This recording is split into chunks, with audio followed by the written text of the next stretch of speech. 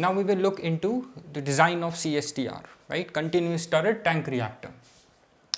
We have done one equation, we have derived one equation, right, after mole balance. Using mole balance we derived a design equation for CSTR in chapter 2, right, where we derived a relation between volume of the reactor and conversion, that is how much volume is required for specified amount of conversion, right.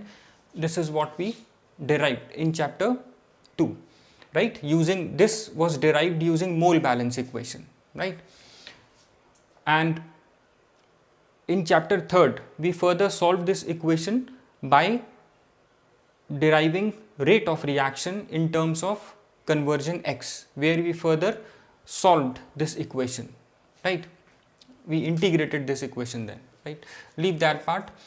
In this chapter, in isothermal reactor designing, we would be bringing everything together what we have learned in chapter 1st, 2nd and 3rd, right. Mole balance, design equation, right. All these things we would be bringing together. Stoichiometric, right, we have learned stoichiometric in chapter 3rd, stoichiometric and rate law.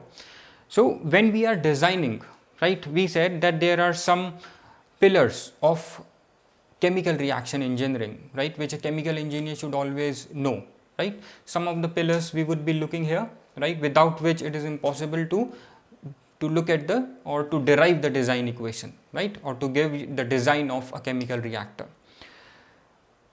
We would be looking into, just when we talk about design of reactors, just keep in mind rate law, right, stoichiometry, mole balance. The first thing is mole balance, right, from where we derived everything. Mole balance, then comes your rate law, then comes your stoichiometry, right, conversion, right.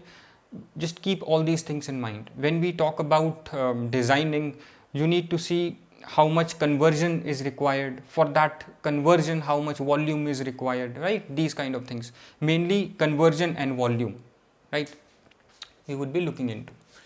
So we know that CSTR is a flow reactor, right, flow reactor which is mostly used for liquid phase reactions, like I written here, typically used for liquid phase reactions, and we know that gases can also flow, right. Design equation is this: V is equals to, V stands for volume of the reactor, FA0 is the molar flow rate, right, and X is conversion, R is your rate of reaction, right. This we derived using mole balance equation in chapter 2, right. You might be seeing a link flashing. If you want to see how we derived this, you can click that link, right. This is the design equation, right, for CSTR. And CSTR, we know that it has in and out, it has inlet and outlet. From one end we feed the reactor, from the other end the products comes, right, and at the same time flow is maintained, that is in and out is maintained, the chemical reaction is taking place inside the reactor, right, that's the flow reactor. Now this is the space time, right. Space time, if you remember, we have done this in the previous chapter. I think we have done this in chapter 2, where we said that as time was the performance parameter for a batch reactor, right, more is the time that reactant spent in the reactor, more would be the conversion, right. Similarly, space time is a performance measure for flow reactors, right, space time, which is denoted by this letter tau. It's a Greek letter tau, right, it's a performance measure parameter for flow reactors, right. And what is it exactly? Space time is how much time, right, how much time does a reactor takes to process one feed or one reactor volume. If you put one feed inside the chemical reactor, inside the CSTR reactor, how much time does that reactor take to process that feed, right, or that volume, right. And lesser is the time the CSTR takes to process it, right, the more quick, which means less time it's taking, that means the more quickly it's processing it, more better would be the performance of the reactor, right. So performance can be measured based on the space time. Lesser is the space time, higher is the performance, right. And we may also express space time as the time the fluid takes to enter the reactor completely, right? When the fluid, right, which is a mixture of reactants, the time it takes to enter the reactor completely is also space time, where it reacts further, right? And we also call space time as the holding time. You will also know this by the term holding time, right? Space time is volume divided by volumetric flow rate, right? This is the volume of the reactor, volumetric flow rate. What is the rate with which the fluid is entering the reactor volume, the reactor, I'm sorry, right? And this is the formula for space time. Now is your, since this is a flow reactor, so we are using this Fa0 is your molar flow rate. Molar flow rate means, because if this is same as if you remember concentration, which is moles per unit volume, right? Here since there is no flow, right, so we are taking it as moles upon volume. This is also nothing but moles upon volume. But when we are talking in terms of flow, what we are doing is, this is molar flow rate and this is volumetric flow rate. Molar flow rate is at how much moles are passing at a particular time, and what is the flow rate at that particular time, which is V, right? So we are talking here in terms of flow. So this is your concentration, which is molar flow rate divided by volumetric flow rate, right? Which is this if you take it over here, this will become this nu 0 Ca 0, right? Now to get space time in terms of conversion, to get space time formula is this, right? So you can divide this volume, this is volume of the reactor divided by volumetric flow rate.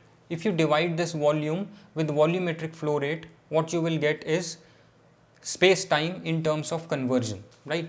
So what we will do is, in place of volume, I will put this Fa0x upon divided by minus Ra, right?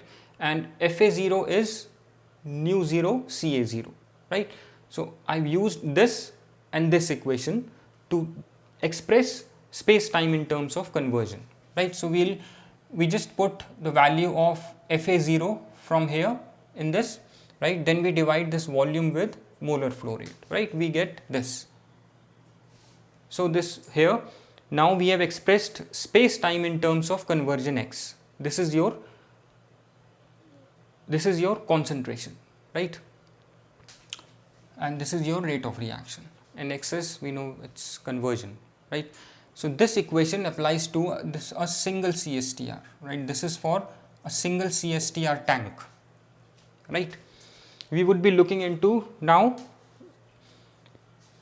when CSTR tanks are connected in series and parallel, right? We would be looking into that also. So a single CSTR tank, since I said we are designing a reactor, right? We are designing, so we need to look at the rate law and the stoichiometry, right? Now we'll bring rate law and stoichiometry into picture, right? This, we would be introduced to a very, very good concept in a moment, right? Dam-Holker number, right? That will tell us how many reactors, right, should be connected in series, right? How many reactors do you need, right, for a particular amount of conversion. So for a single CSTR reactor, we know rate law is given by this equation, right? And using stoichiometry, what we have done in chapter 3rd, right? This is using stoichiometry. This is your Ca is equals to concentration remaining, right? This is your Ca was the concentration remaining. This is the initial concentration, Cax 1 minus x. How we reached at this equation? If you remember, Ca was the initial concentration, right? Then after time t, how much have reacted, right? Which is Ca0x, right? So what is remaining? Ca0 minus Ca0x. So you take Ca0 common, you reach here, right? You can look for this also in the chapter 3rd, right? So this is using stoichiometric table. We have derived this in stoichiometric table, right? So once you know this, this is actually your exit reactor configuration. This is remaining. What is this? Is, since I said this is remaining, right? And to be clear, CA is remaining. What you have taken initially, CA0 minus how much have reacted, right? That we used to do in terms of conversion. Conversion was on what you have, how much have reacted divided by how much you have initially fed. This is conversion. How much have reacted CA and how much you have initially fed. So this much you have initially fed, out of this much have reacted.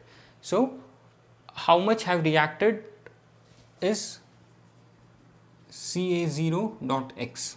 This much have reacted. So what is remaining? Initially what you have taken, how much you minus how much you has reacted. CA0 X. So you will take CA0 common, 1 minus X. This is your exit concentration. That is what is coming out of the reactor. If this is the reactor, right, after reaction, what is coming out of the reactor?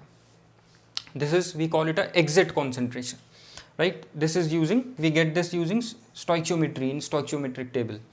Now from equation 1, 2, 3, right, we have reached to this equation. X is equals to tau k upon 1 plus tau k, right? What we have done to reach at this equation, this is a simple mathematics, right? RA, and in place of CA you have substituted CA from this equation, right? Then what you got is RA is equals to K CA 0 1 minus X, right? RA, then you substitute RA here, right? Then you further solve it to get this, right? X is equals to tau k 1 upon plus 1 upon, I'm sorry, tau k upon 1 plus tau k, right? This is very important, tau k. This is your Dahm-Holker number, right? We call it a Dahm-Holker number. We'll just discuss it. Now, since we have got X, we have solved X, right? We can put the value of X here in exit concentration. So exit concentration would also be in terms of now tau k. This is CA is equals to CA0 1 upon 1 plus tau k, right? This is equation 5. Now very important thing, tau k is your Dahm-Holker number, right? This is your Dahm-Holker number, right? Which is rate of reaction at the entrance divided by entering flow rate, right? The rate of reaction at the entrance divided by entering flow rate. This is the formula. So for a first order reaction, Dahm-Holker number would be RA0 multiplied by volume upon FA0, entering flow rate, right? If you just recall your mole balance equation, entering flow rate is FA0, right? What we are using here, FA0, and this is your rate of reaction at the entrance, right? Rate of reaction at the entrance is RA multiplied by volume, right? You have to multiply it to get the total rate of reaction. If here your fluid is entering, volume is V, then you have to multiply this rate of reaction with volume, right? This is your RA multiplied by V divided by entering flow rate, which is molar flow rate, right? How many moles are entering, right? Which that's your entering flow rate, which we know is a molar flow rate. So R is KCA0 from rate law multiplied by volume. FA is from this equation. You put FA0 equal to nu 0 molar flow rate into concentration, initial concentration, which would after solving, CA is cancelled with CA, right? What you get is your tau k, right? Why? Because V upon V0 here, this is your tau, which is space time, right? So Dahm-Holker number is tau k. That's how we reached at Dahm-Holker number. That's why I said here tau k is Dahm-Holker number, right? So this is the story of Dam-Holker number, right? It's a ratio. If you put all the values in this ratio, you will reach at this point, right? So this Dam-Holker number is for first order reaction. For second order reaction, Ra is K, C is Ca0 square, right, for second order reaction. So you get dA is tau K Ca0 for, this is for second order reaction, right? I hope it is clear till this point, right? We are just using simple formulas that we are doing from the previous chapters, rate law, stoichiometric, right, and conversion. We are just substituting. It's simple, right? Simple mathematics. So dA, what dA tells us, now this is very important. You have to consider this while designing, right? This is used while designing. So dA gives high and low conversion in continuous flow reactors, right? The value, when we say dA, we have a value of dA. Value of dA tells us whether the conversion is high or low, right? If dA is less than 0.1, your X, which is conversion, is less than 0.1, right? Conversion is less. If dA is greater than 10, once you get dA, which is the product of space, time and reaction constant, greater than 10, your conversion is more than 90%. X is greater than 0.9 means more than 90%, right? So equation 4, this can be written in terms of Dam-Holker number. X is equals to, this is dA upon 1 plus dA. This is just, we have put dA in place of tau K, right? Till this point it is clear. Just remember, this is a performance, kind of performance parameter, right? Whereas the value of Dam-Holker number tells us about conversion, right? Once you reach at this conversion, which is 90%, right, you have a design of your CSTR, right? We'll just see in a moment using this graph, right? So now this is your CSTR in series from here. This is your CSTR in series, right? If you just recall, we have done this series, right, equation in chapter 2, right? You can just visit that lecture if you have any doubts, right? So here Ca is your, Ca1 is, if these are two CSTR tanks connected in series, right? Molar flow rate, what is entering in the first reactor, initially the conversion X is equals to 0 because initially there is no reaction, so conversion is 0, right? In this tank, in the first tank, reaction will take place, rate of reaction would be Ra1, right, and volume would be V1, right? So what will come out of this reaction, that would be exit concentration, right? That exit concentration Ca1 would be feed for the second reactor, right? And Fa1 is the molar flow rate for the second reactor at this point, right? So for second reactor, V2 is volume and Ra2 is your rate of reaction, right? Now let's look into the equations, right? So the concentration of reactant A from the first CSTR, right? From the first CSTR, the exit concentration would be this, right? What we have derived over here, this is, we said, the exit reactor concentration, what is coming out of the first reactor, which is, now we have two reactors, first and second in series, right? So what is coming out of the first reactor will be feed for the second reactor, right? So what is coming out of the first reactor can be calculated using this procedure, right, which is Ca. We have calculated earlier, which is this Ca1. So in this case, at this point, we have Ca1, the exit concentration of tank first, which was this, right, and tau 1 is your Dam-Holker, is your space time for the first reactor, which is V1 upon nu 0, right, volumetric flow rate. Now this is as per the mole balance equation, right? This is as per your mole balance equation. So FA1 is, we are using again this formula, nu 0 CA1 minus FA2. Now we are calculating at another point, right? What is coming out of it is FA2 divided by minus RA2, right? We'll just substitute the values of FA based on this formula, right? What we reached at is this CA2. CA2 is equals to CA1 upon 1 plus tau 2 upon tau 2 multiplied by K2, right?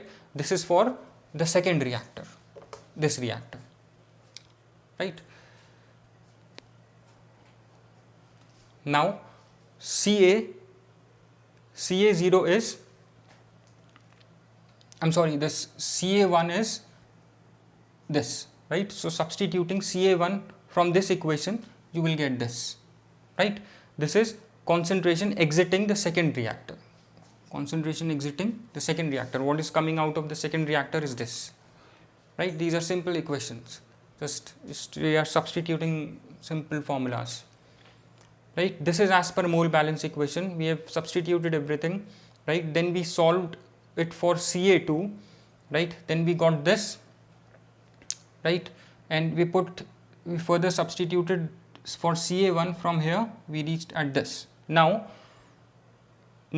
we are considering that if both the reactors are of equal size, both the reactors that are connected in series are of equal size, right? That is, if they are of equal size, then their time, that is space time, would also be same. Tau 1 is equals to tau 2 is equals to tau, right? Both these tau 1 and tau 2 space time basically for these two reactors would be same and operate at same temperature. Since temperature is same, so rate of reaction would be same, right? Because rate of reaction depends on temperature, K, reaction rate constant basically. So reaction rate constant, which is K, right, would be same in both the tanks, right? So K1 is equals to K2, right? So what we will get here, since tau 2 K2, tau 1 K1, right, both are same, right? So we can write it over here 1 plus tau K whole square, right? This is for two reactors connected in series, right? Then suppose I have n number of reactors connected in series, then what expression I will get for the initial concentration and the exit concentration?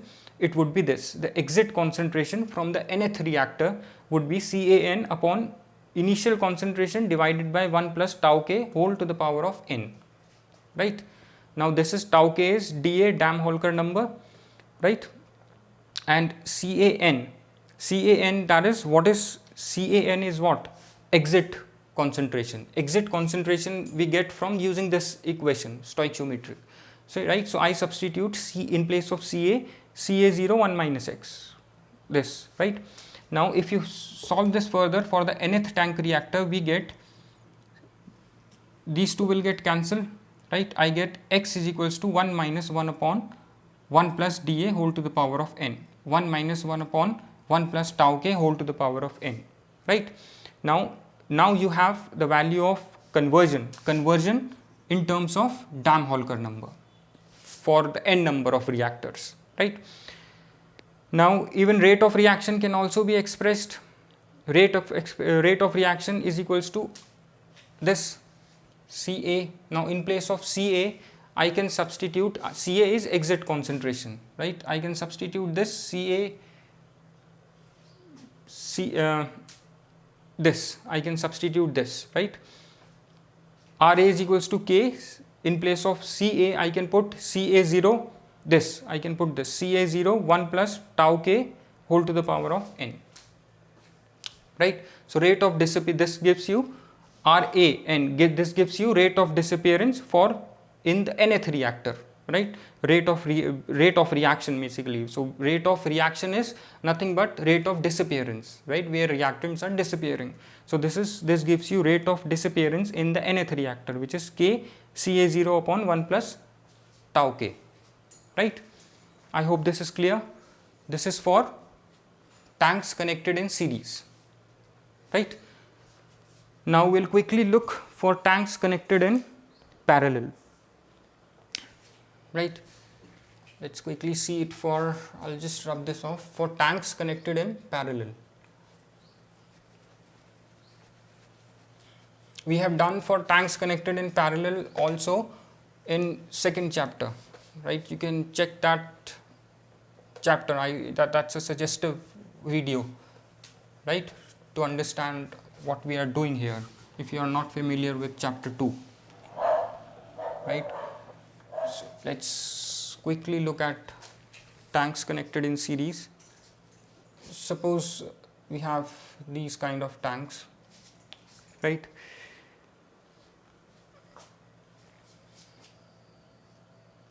Right, these are connected in series, right? These are two tanks, like earlier these are connected in series, now these are connected in parallel, right? Now in parallel also we have done equation in chapter 2, right, where the equation is the balance of on any reactor, say I, gives the mole balance equation for I number of reactors connected in series is Vi is equals to Fa0 divided by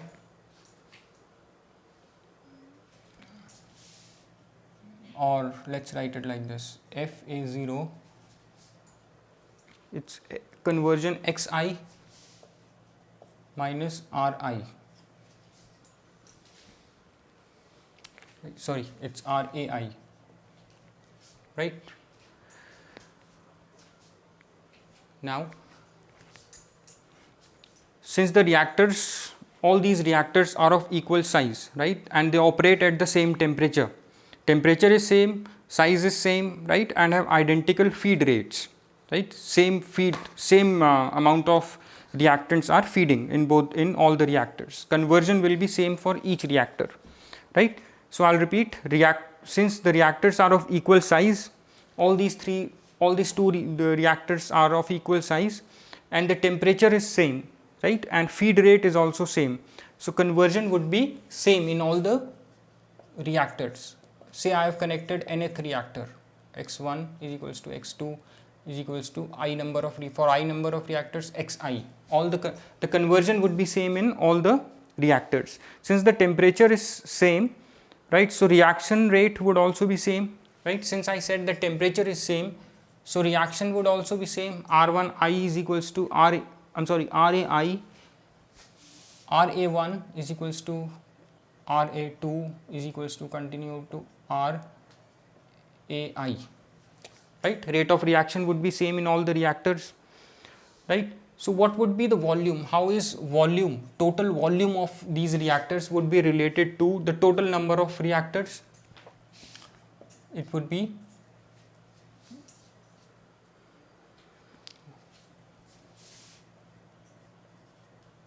this is the relation, right? This is the relationship between the volume of each individual reactor, which is Vi, is related to the total volume. This is the relation between volume of individual reactor to the total volume. Suppose these two reactor makes a volume of 10 units, 10 unit cube, say 10 meter cube, right? And so what is the volume of one reactor? Volume of, since I have two reactors, right? So volume of each reactor Vi is equals to total volume is 10 divided by n I have 2, so 5. Each reactor would be of 5 meter cube. This is what it means, right? So here if you have n number of reactors, just divided with the total volume, right, you will get the volume of each reactor, right? Similarly, a similar relation exists for the total molar flow rate, which is equally divided. Since when liquid will flow, that is why when the reactants will flow, what is the molar flow rate? Molar flow rate would also be FAI is equals to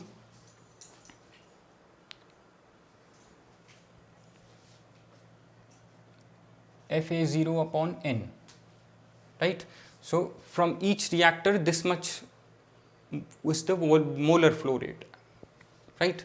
This is the total molar flow rate through any one reactor this is the flow rate, right? This is through one region.